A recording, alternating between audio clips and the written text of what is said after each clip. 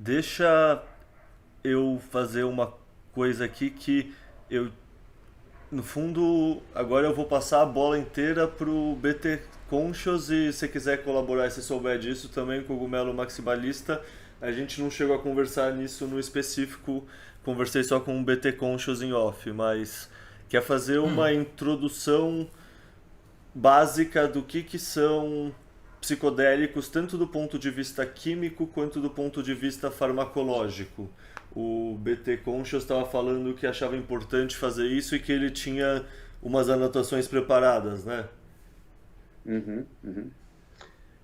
Então vocês fiquem à vontade aí para adicionar coisas ou fazer comentários, mas eu só queria assim fazer uns comentários rápidos, porque talvez tenham pessoas que estão escutando que, sei lá, sabem mais ou menos, já escutaram cogumelos e tal, mas não sabem definir exatamente, né, o psicodélico, qual a diferença, cogumelo é igual que LSD, ou sei lá, né, mescalina, ou enfim, tem gente que pensa que êxtase, né, que é igual, sei lá.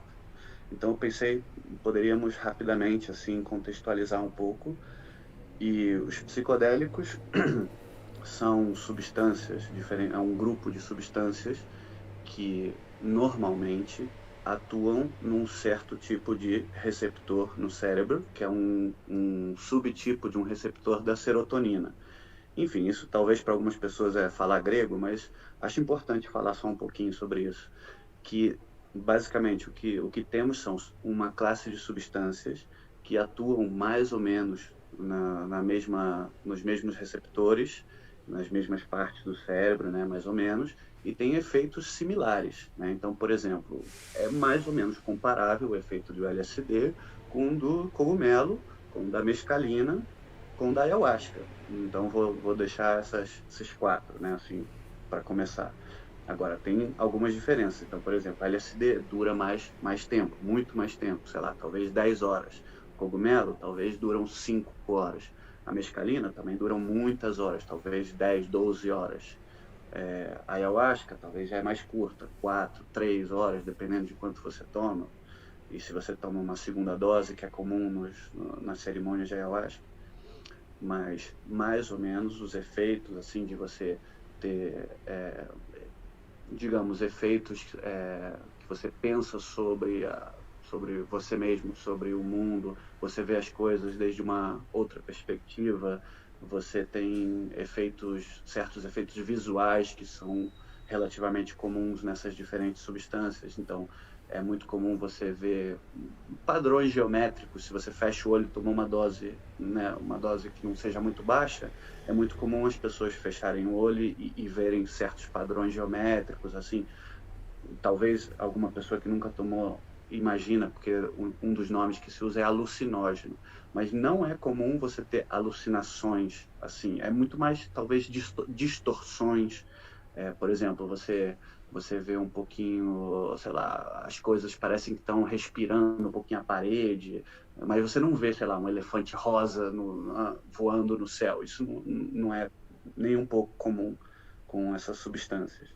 Então, são talvez algumas distorções leves, você passa a mão e tem o que em inglês eles chamam de tracer, que é como, tipo, você passa a mão na frente do olho, da tua cara, assim, mexendo, e é como se ficassem várias mãos, assim, como se tem um atraso, assim, que a mão vai ficando, é difícil de explicar, mas enfim. Alguns desses efeitos comuns, como eu ia dizendo, os psicodélicos atuam nesses receptores da serotonina, subreceptores da serotonina, o 5-HT2A, e esses receptores e a ação desses psicodélicos não age no cérebro nas partes que controlam funções vitais. Então, por exemplo, o cerebelo, né? Então, os psicodélicos não estão afetando, por exemplo, diretamente a tua respiração, o teu coração. Então, por isso que não é tão perigoso, né? Ou não é perigoso fisicamente. Afeta outras partes, o córtex frontal, né? Partes que são relacionadas a pensamento, enfim. Uma coisa que eu queria comentar também em relação, assim, rapidamente, em relação à diferença da ayahuasca com outros psicodélicos, que é porque a ayahuasca tem duas substâncias, que é a DMT, que é um psicodélico, mas a DMT, quando você ingere ela oralmente, temos umas enzimas que destroem a DMT, né, no estômago e em diferentes partes do corpo, que é a monoaminoxidase. Então, quando você toma DMT, se você só tomasse DMT, não teria nenhum efeito. Então, eu acho que é uma mistura de duas plantas, uma que contém DMT e outra que contém um inibidor dessa enzima. Então, especificamente na questão da ayahuasca, é importante as pessoas tomarem cuidado com interação com certos medicamentos. Então, por exemplo, pessoas que estão tomando antidepressivos, ou algum estimulante, pessoas que têm costume, é muito importante não tomar isso com ayahuasca, porque aí sim pode ter um efeito físico perigoso, né? Uma síndrome serotoninérgica, onde você tem muita serotonina no cérebro, pode ser até fatal, letal, né? Então é importante na ayahuasca as pessoas terem esse cuidado. Com os outros psicodélicos, com cogumelo e tal, não tem esse mesmo risco, tá? Então só queria contextualizar isso. Não sei se vocês têm algum comentário específico sobre isso, sobre essas coisas que eu falei, ou se podemos passar para frente. Esses antidepressivos que você falou é da classe dos inibidores de monoaminoxidase, né? Então, não necessariamente. Não Os necessariamente. antidepressivos também, os inibidores da recaptação, inibidores seletivos da recaptação da serotonina. Uhum. Então esses também têm essa interação com com as armalas. Não sei se era isso que você queria falar, porque as Ah, armalas em si são inibidores da monoaminoxidase. exato. Então, sim, essa é a substância que tem na ayahuasca, inibe essa enzima, né? Mas os antidepressivos, também existem antidepressivos que têm esse mesmo efeito, que também não se deveria misturar, mas os outros antidepressivos, que são mais comuns, que são esses inibidores da recaptação da serotonina, também têm uma interação com as armalas. Então, qualquer antidepressivo, para fazer mais fácil para as pessoas, se você estiver tomando qualquer antidepressivo, é melhor não tomar ayahuasca. Correto. Interessante, bacana. Pô, Eu não isso sabia aí. dessa diferenciação. Isso aí é uma coisa interessante porque, assim, muitas pessoas que vão procurar ayahuasca vão procurar porque estão deprimidos também, inclusive, né? Isso, isso. Tem uma Uhum. correlação aí, então, isso eu nunca tinha ouvido falar, isso é bom saber também. Cara, sensacional, bicho. E nessa questão, então as pessoas, tipo, voltando ao disclaimer, não recomendamos a ninguém tomar nada. Mas se uma pessoa for tomar, uma pessoa está deprimida, decidiu que vai tomar ayahuasca, e você toma antidepressivo, também não pode parar de repente de tomar o antidepressivo, tá? Tem que parar pouco a pouco, você tem que ir diminuindo a dose. Os antidepressivos têm essa questão que é importante também. Então, se você tem um médico mais cabeça aberta, conversa com ele sobre o tema. Mas não para de tomar antidepressivo de repente, porque também é perigoso. Tem que ir diminuindo a dose pouco a pouco até finalmente parar, né? Uhum. Principalmente por conta própria, né? Que é um risco, assim, absurdo. Então, Uhum. se a pessoa tá usando algum remédio, algum psicotrópico aí, não faça nada, né? Que você não acha que seja seguro e muito menos sem supervisão, né? Porque, querendo ou não, cada caso é um caso, querendo ou não, existe ali contraindicações, né? E da mesma forma que Uhum. existe contraindicações que são relativas, existem contraindicações absolutas, né? Então, assim, como é algo que tem poucos, assim, estudos com peso científico muito grande, é importante a gente estar colocando uma marcha abaixo, né? E ir devagar, né? Totalmente. Ó, deixa eu fazer agora um outro adendo sobre esse tema que você falou de vários fármacos, que assim, muitas pessoas têm um preconceito com muitas drogas porque a droga que essas pessoas conhecem é o álcool. E o álcool tem uma característica que é diferente de várias outras drogas, né? O álcool é uma substância que é depressora. Isso significa que literalmente ele vai desligando uns pedaços do seu cérebro enquanto você vai tomando e vai ficando mais alcoolizado.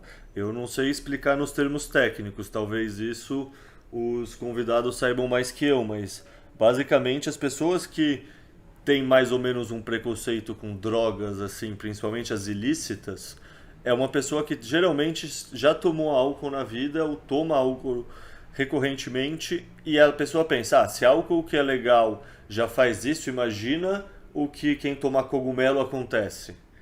Ou é alcoólatra, né? Tem, tem isso também. Uhum.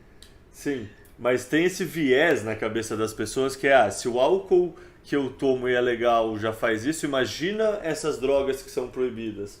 Sem a pessoa entender que não, o álcool é uma droga que tem uma ação, não sei, assim, de todas as substâncias que eu já consumi na minha vida, a única que afetou o meu julgamento sobre a realidade foi o álcool, assim, de, sabe, vodka energético em balada da universidade, assim, isso te deixa mais louco do que qualquer cogumelo, assim, também. É, tipo, mais agressivo pro seu organismo que qualquer cogumelo, assim. Aham. Total, total. Não sei quando, agora eu não lembro do número, mas são milhões de pessoas que morrem cada ano por causa do álcool, né? E quantas pessoas morrem por causa do cogumelo cada ano? Zero. É, é. E mesmo se fosse uma relação de uso simétrica, porque assim, poucas pessoas, quer dizer, muitas pessoas têm problema com álcool, mas ao mesmo tempo também o público que usa álcool é muito maior. Então, assim, Verdade. né? Então, se a gente colocar de maneira proporcional, vamos considerar assim, todas as pessoas que usam álcool estão num grupo e todas as pessoas que usam cogumelo, no mesmo número, está no outro grupo. Provavelmente, a proporção de pessoas que se envolvem em problemas seria a mesma, né? Porque é nítido que o álcool, em menores ou em maiores doses, ele pode dar um problema, entendeu? Às vezes não necessariamente um coma alcoólico, alguma coisa assim, mas de você se envolver numa situação perigosa, entendeu? Então, Uhum. então eu acho que essa questão de pensar que, quantas pessoas se envolveram com problemas com cogumelo? Mas ao mesmo tempo também a gente tem que ter, pensando na proporcionalidade, quantas pessoas usam? E dessas pessoas, quantas se envolveram em problemas, entendeu?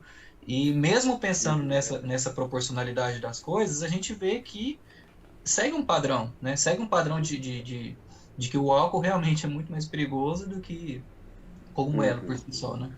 Claro, não, eu queria só para me explicar, eu queria dizer especificamente na questão física, né, do risco físico do cogumelo versus o álcool, mas você tem Uhum. razão total que se, digamos, milhões de pessoas ou bilhões de pessoas tomassem cogumelo, teríamos histórias, né, não muito boas por aí, com certeza. Né? Imagina, o piloto que tomou 5 gramas de cogumelo e quis sair voando do avião e no meio do voo tomou. Teria umas Não, teria qualquer. 7, 8 bilhões de pessoas no mundo. Sempre tem espaço para um maluco fazer uma maluquice, né? Sempre, sempre. Total, total.